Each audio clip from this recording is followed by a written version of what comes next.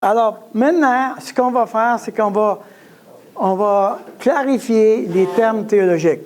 OK? On va commencer par ça. Alors, ce que vous avez dans votre feuille ici, c'est écrit « Compréhension des termes bibliques ». Là. Alors, une des choses que j'ai rencontrées comme problématique, c'est que les théologiens ne donnent pas le même sens aux mots. Autrement dit, à chaque fois que tu lis un théologien, tu es obligé de te poser la question, quel sens ce théologien-là donne à ce mot-là?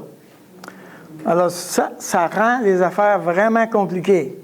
Alors, qu'est-ce qui se passe? C'est que les termes bibliques qu'on a dans la Bible, ce qu'on a dans la Bible, vieil homme intérieur, homme naturel, homme spirituel, chair, corps du péché, ça, c'est des termes qu'on a dans la Bible. Les termes qu'on n'a pas dans la Bible, qu'on appelle les termes théologiques en bas complètement, là, nature pécheresse, nouvelle nature et le moi. On n'a pas ces termes-là dans la Bible. OK? Alors, est-ce que vous pouvez voir que quelquefois un théologien emploie le mot nature pécheresse quand il parle de la nature de l'homme, puis d'autres parlent de nature pécheresse quand ils parlent des facultés de l'homme. Okay? Donc, le problème vient de ce que comment on définit les termes. Alors, quand tu lis un théologien, tu dois, même les très bons théologiens, ils vont employer très souvent, très souvent, nature pécheresse, vraiment. Mais il n'est pas dans la Bible. Donc, le fait qu'il n'est pas dans la Bible, je suis obligé de me poser la question, il rattache à quel terme dans la Bible? OK? Alors, j'ai employé le mot faculté pour parler de la croyance ou de la pensée, les sentiments et le physique, le corps physique. J'ai employé le mot faculté. En réalité, on pourrait dire corps du péché. Alors, moi aussi, j'ai introduit un nouveau terme. Là. Faculté, ce n'est pas un terme dans la Bible non plus. OK? Ça serait équivalent à corps du péché. Oui. Alors, vous avez la chair et le corps du péché sont l'équivalent de la pensée, du sentiment et du physique, alors que le vieil homme ou le nouvel homme ou l'homme intérieur ou l'homme spirituel est équivalent par rapport à la nature de l'homme. OK. Alors, qu'est-ce qui se passe? Si vous regardez votre deuxième feuille, ce que vous voyez ici, c'est que la Bible dit dans Romains 6 que le vieil homme, ici, a été crucifié. OK? Dans Romains 6, le vieil homme a été crucifié afin que le corps du péché soit réduit à l'impuissance. Donc, le corps du péché n'est pas crucifié encore. OK? Donc, nous allons, nous, être responsables de crucifier le corps du péché et Christ a été responsable de crucifier le vieil homme. C'est différent. OK? Alors, rappelez-vous qu'on est dans Romains 6. Qu'est-ce qui a été dit avant? Le vieil homme a été crucifié et a été enseveli avec Christ par le baptême. Vous vous souvenez de ça, Romains 6, 4, 5, 6. OK? Ce vieil homme-là a été crucifié, il est mort. Final, une seule fois, il est mort. OK? Et il a été remplacé par le nouvel homme. OK? Ou l'homme spirituel. Alors, ce qui se passe, c'est ceci. Quand nous sommes nés, nous sommes nés avec la nature adamique. Ainsi, OK? La nature adamique, c'est-à-dire la nature en Adam. La vieille nature, celle qui était morte spirituellement, la nature adamique. Nous avons reçu une nouvelle nature avec Jésus-Christ, qui est le second Adam. OK? Donc, nous avons maintenant, en Jésus-Christ, nous avons une nouvelle nature. Maintenant, d'un point de vue juste comme ça, sans réfléchir beaucoup, c'est évident qu'on ne peut pas avoir deux natures. OK? Il y a seulement Jésus qui avait deux natures, une nature divine et une nature humaine. Mais nous, on a soit la nature adamique, soit la nouvelle nature. OK? On n'a pas des deux. On n'a seulement qu'une nature. Ça va? Maintenant, le nouvel homme, il est reconnecté avec Dieu. Mais il est bébé.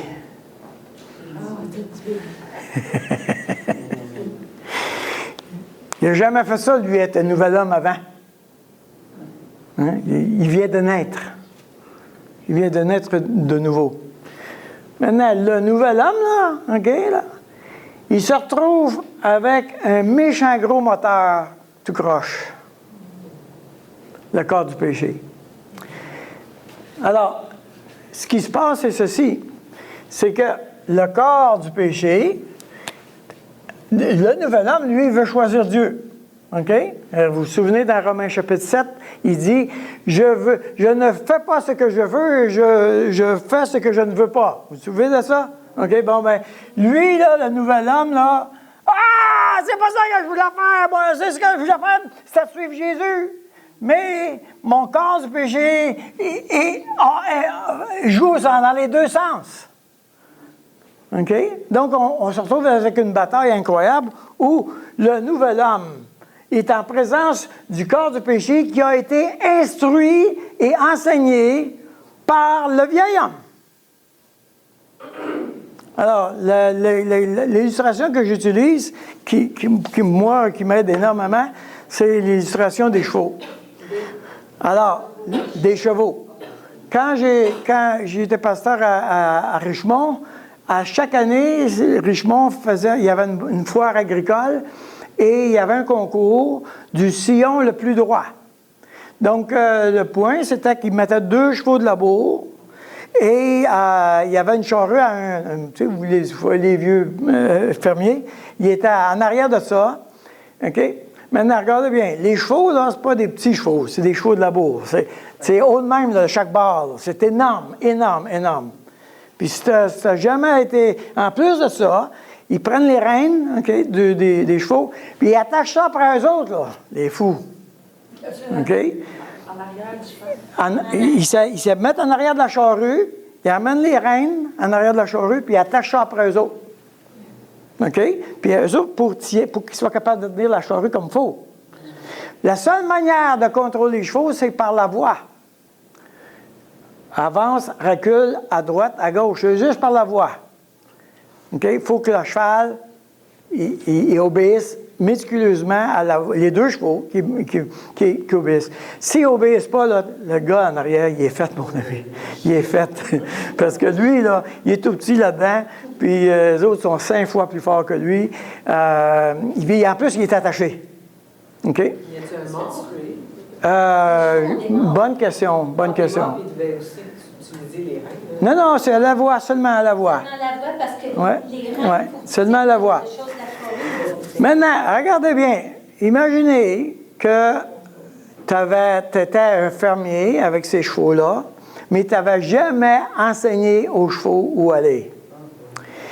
Tout ce que tu faisais comme fermier, c'était d'être en arrière de la charrue, puis d'aller où est-ce qu'ils décidaient d'aller. OK? Là, tu changes de chauffeur. Tu changes de fermier. Là, tu mets un petit gars en arrière de la charrue, puis tu lui dis, il faut que tu fasses un sillon droit. Mais les chevaux, eux autres, ils n'ont jamais appris à rien, à obéir. Puis là, il faut que tu fasses un sillon droit. Le seul espoir que le petit gars a, c'est qu'il y ait un fermier aux côtés d'expérience qui soit capable de l'accompagner. Parce qu'autrement, il est fait. Vous me suivez? Oui. Le nouvel homme, là, OK, c'est un enfant en arrière des chevaux qui ont tout le temps fait à leur tête.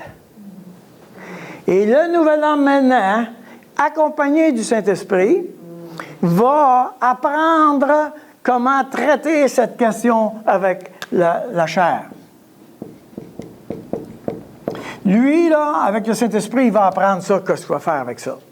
Le corps du péché ou la chair, c'est la même chose.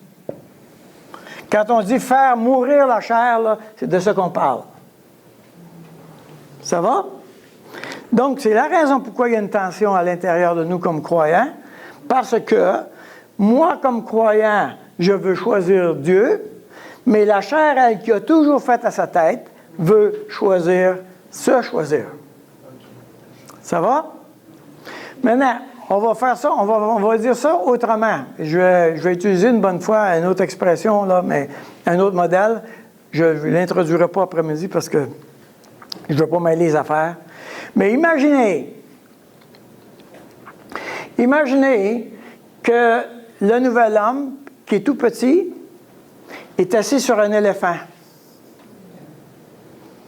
Et que l'éléphant pogne la panique. Qu'est-ce qu'il peut faire? Il ne peut rien faire. Il ne peut rien faire. Le seul espoir que le nouvel homme a, c'est que quelqu'un de l'extérieur, que Dieu, de l'extérieur, vienne traiter la question de l'éléphant. Sinon, il n'y a pas d'espoir. L'illustration s'arrête là, parce que faire mourir la chair, c'est qu'il faudrait prendre un morceau de steak du cheval, puis le jeter, puis de temps en temps, aller un autre morceau du cheval, puis un autre morceau. Ouais, mais le tirer, mais ça ne marche pas, parce que, bibliquement parlant, c'est progressif, ça fait mourir la chair.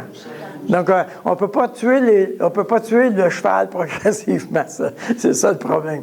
Mais tout ce que je veux, l'illustration sert à ceci, ça nous permet de comprendre pourquoi est-ce que, quelquefois, on dit « c'est trop gros pour moi » ou « c'est plus fort que moi ».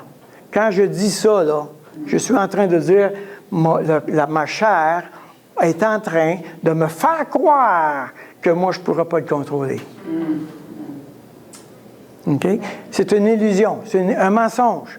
Okay? Le mensonge, c'est que le nouvel homme a cru le mensonge que quand ta chair a dit « Regarde, c'est plus fort que toi, il faut que tu le fasses. » Regarde. Alors, ça, c'est un mensonge. Mais le Saint-Esprit, avec le nouvel homme, peut dire « Oh, ça, c'est un mensonge, mon ami. On va mettre ça à la croix, on va faire mourir ça. »